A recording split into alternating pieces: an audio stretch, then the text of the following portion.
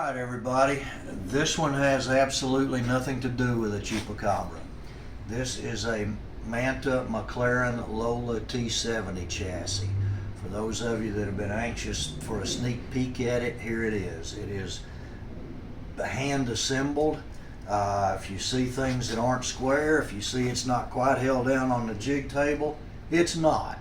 It's just sitting here. It may fall apart while we're working, while we're videoing this, but in the meantime, I have got it together enough to give everybody a sneak peek before I head to Hollywood next week. So, here it is, aluminum Manta McLaren Lola monocoque chassis. I'll give you a general overview of it, and then I'll go over every little piece and part here.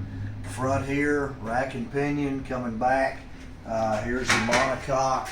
I've got a lot of pieces and parts laid out here where it kind of dirties things up, but I've got all these laid out so that it'll remind me to talk about them, and I'll pull those off as we talk, and the last thing you'll see is a very nice chassis to kind of get a look here.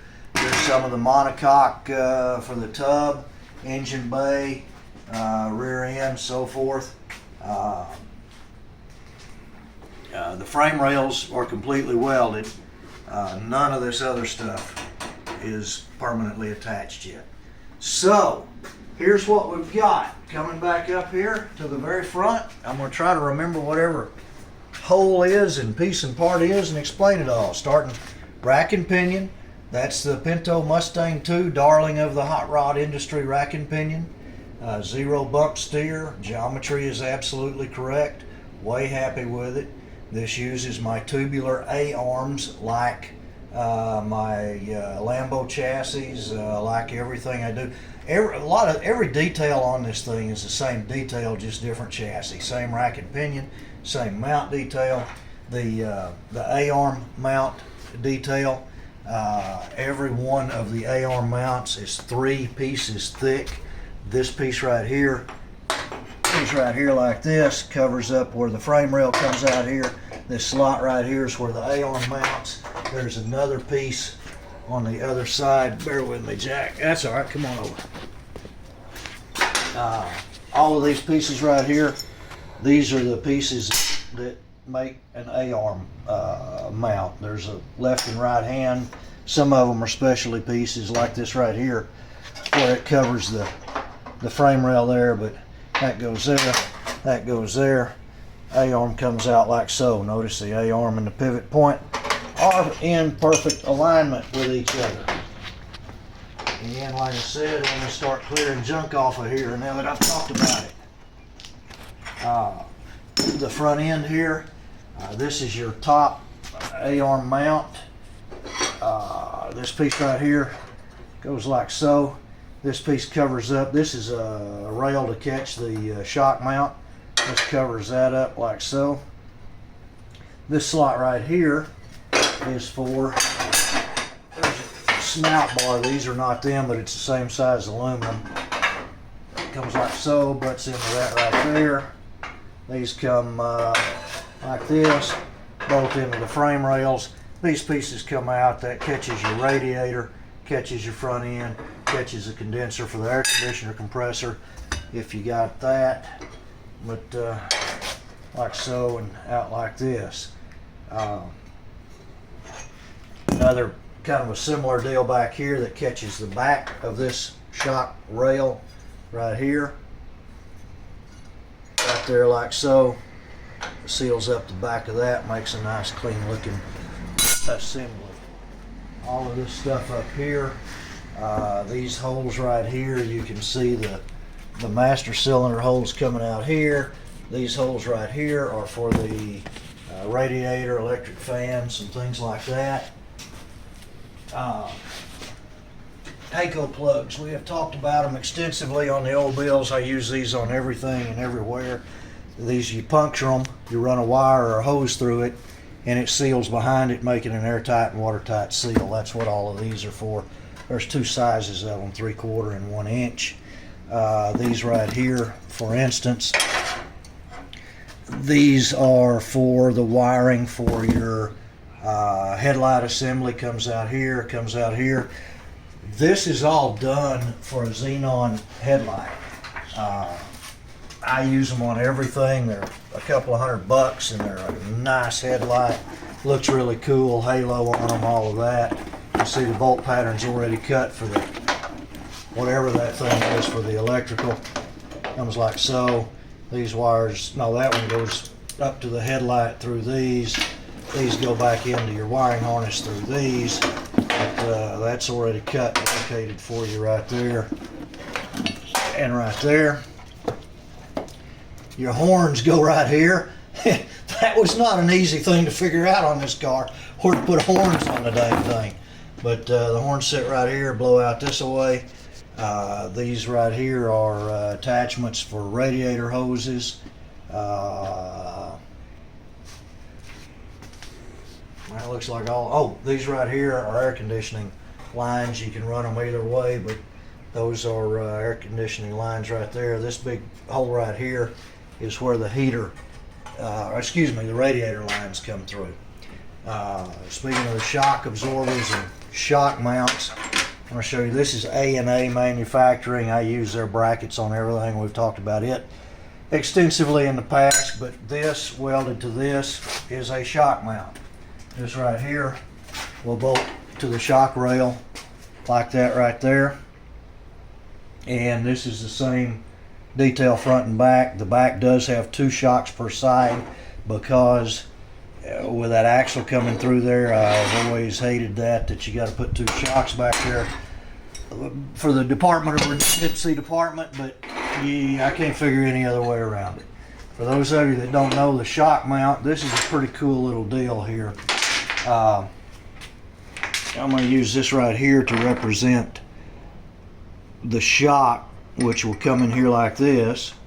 Then the spacer goes like so, and then when the bolt goes through, it sucks it from this side and pulls it tight, and then the nut goes on.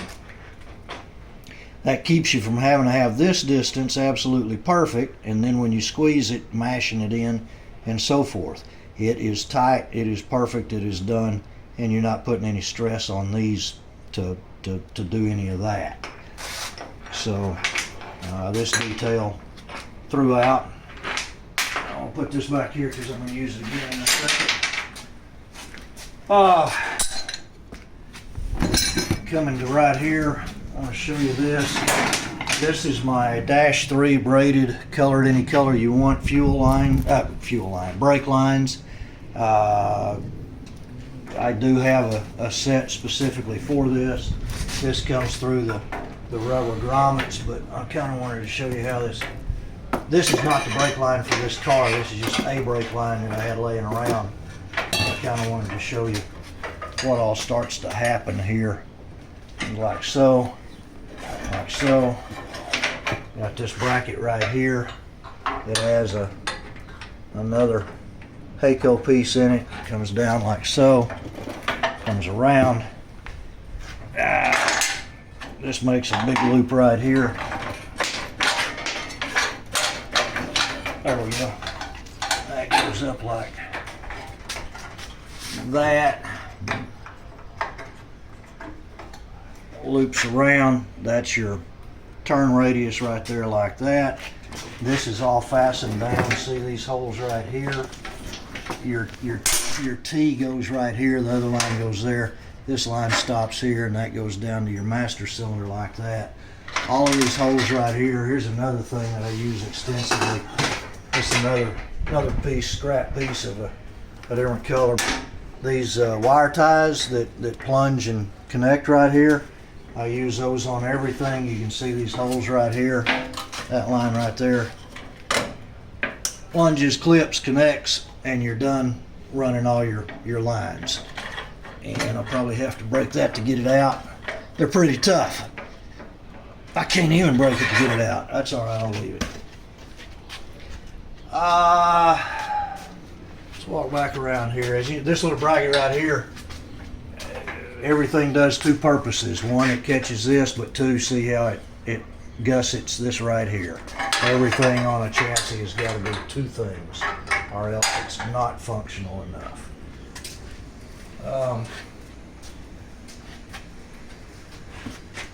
your pedal assembly. This is the Wilwood pedal assembly. You can see that there's at least some room here. It's pretty decent actually. As far as the pedals go, it's very tight. This is not the right U-joint here, but I just wanted to get that on there and kind of show you how tight it is and how close the geometry is to make all this work. But it does work. Sway bars. The sway bars go right up here. Front and rear sway bar. Again, the same sway bar that I use on everything. It doesn't matter whether it's a Shelby Cobra or a Lambo or whatever. This 200-pound bar works really nice. Energy suspension urethane bushings. That piece that goes back here, everywhere that there's a sway bar, there's two thicknesses. There's a 1/2 inch of aluminum to keep it from bending and torsion. But sway bar goes something like that, comes out to the A-arms. This comes up right here, seals to the body, so all of this is outside of the chassis.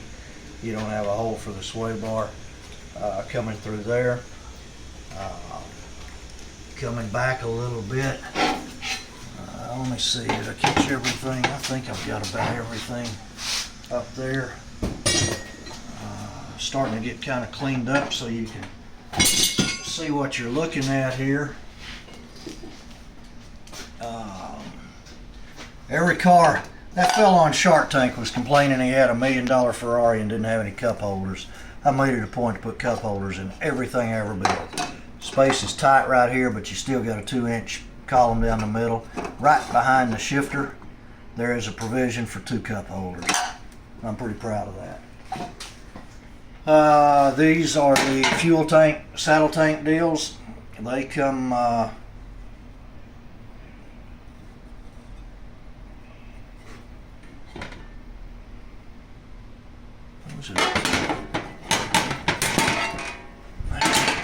yeah, those go on there just like that. There's going to be a round tank that I'll just roll on the sheet metal roller. Do that, rail that tank in, 2 big round saddle tanks like so on either side. These holes right here get the rubber grommets, and those are the air conditioning lines, forget what all. This notch right here is for the radiator lines that come right in here like this, run there, and run on around. These pieces out here, if you need them, fine. If you don't, they're still there, but I am just a little bit concerned about that side pod coming out here without any support. I am thinking that there wants and needs to be some support there for that. But that's your fuel tank stuff. This right here, again, a laser cut piece. Every bit of these frame rails were laser cut. This goes on here or something kind of like that right there. This sheet metal comes back like this and then kicks out to this point right here. And this is just a brace for the sheet metal on the outside of the cockpit. Something like that right there.